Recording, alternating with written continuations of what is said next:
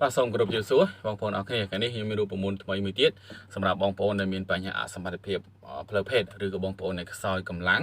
នឹងអញ្ចឹងក៏បងប្អូនអាចសាកល្បងជាមួយនឹងរូបមន្តនេះបានបាទរូបមន្តឱសថបុរាណធម្មជាតិសុទ្ធសាធទី1គឺយើងប្រើចេកបាទទី2គឺយើងប្រើខ្ទឹមទី3យើងប្រើក្រូចឆ្មាទី4គឺយើងប្រើទឹកឃ្មុំយើងប្រើតែ4មុខនេះទេ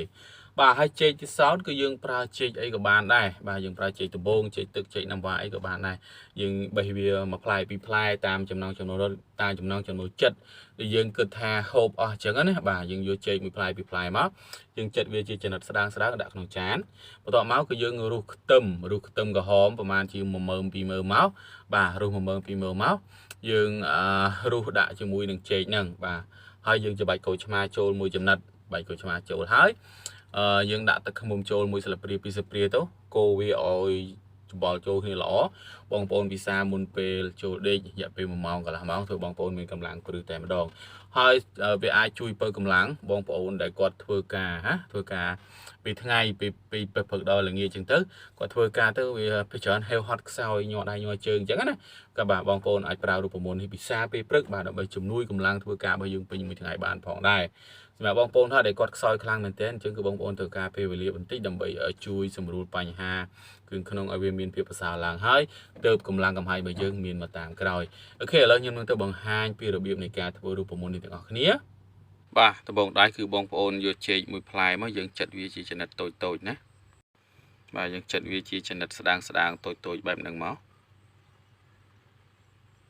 ក៏យើងយកខ្ទឹមក្រហមមករុះវាជាចំណិតតូចអញ្ចឹងដាក់នៅក្នុងចេក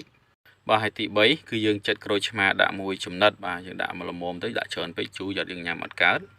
បាទហើយទី4គឺយើងដាក់ទឹកឃ្មុំចូលមួយស្លាបព្រាបាយឬក៏មួយស្លាបព្រាកាហ្វេតាមចំណង់ចំណូលចិត្តបន្ទាប់មកបងប្អូនច្បល់ចូលនេះឲ្យបងប្អូនអាចពិសាបានហើយបាទអញ្ចឹងគឺរូបមន្តដូចខ្ញុំបានបង្ហាញនៅក្នុងវីដេអូនេះអញ្ចឹងគឺអត់មានអីពិបាកធ្វើទេគាត់បងប្អូនយកចេកមួយផ្លែពីរផ្លែមកដោយសារនោះគឺជាវីដេអូបង្ហាញខ្ញុំដាក់តែមួយផ្លែបងប្អូនមើលទេបងប្អូនដាក់2ឬក៏3ដែលបងប្អូនគិតថាហូបអស់អញ្ចឹងណាចិត្តវាជាចំណិតអញ្ចឹងមកហើយបាទយើងដាក់ខ្ទឹម1មើមឬក៏2មើមអីមកយើងមួយខ្ទឹមក្រហមវាជួយប្រឆាំងពួកប្រភេទបាក់តេរីបាទវាធ្វើឲ្យប្រព័ន្ធគឺក្នុងរបស់យើងដំណើរការស្រួលបាទហើយក្រូចឆ្មាសម្បូរដោយវីតាមីន C ច្បាយក្រូចឆ្មាចូលតិចមកបាទក្រូចឆ្មាវាមានអាចជាតិជូរនោះបាទជួយកាត់បន្ថយបញ្ហាslash កដើម្បីបញ្ហាផ្ដាសាយហ្នឹងគឺជួយបានច្រើនមែនទែនហើយទឹកឃ្មុំទីសោតក៏ជួយបញ្ហាព្យាបាលជំងឺរាប់រយមុខដោយសារចាស់ពីដើមគាត់និយមប្រើទឹកឃ្មុំជួយជំងឺផ្សះបាទបញ្ហាកាពះពោះវៀន01ល្មៀតអីហ្នឹងបាទត្រូវច្រើនមែនទែនទឹកឃ្មុំហើយចឹងយើងដាក់ទឹកឃ្មុំចូលមួយស្លាបព្រាពីរស្លាបព្រាកូរវាច្បល់ចូលគ្នាឲ្យវាសក់មកបងប្អូនអាចពិសាបានហើយពិសាមុនពេលប្រយុទ្ធឬមួយពិសាមុនពេលព្រឹករយៈពេលកន្លះម៉ោងទៅ1ម៉ោងមុនពេលធ្វើការចឹងទៅធ្វើបងប្អូនមានកម្លាំងកំហែងជាអាជីវកម្មអូខេចឹងគឺវីដេអូនេះមានប៉ុណ្ណេះទេបាទសូមអរគុណសូមជម្រាបលា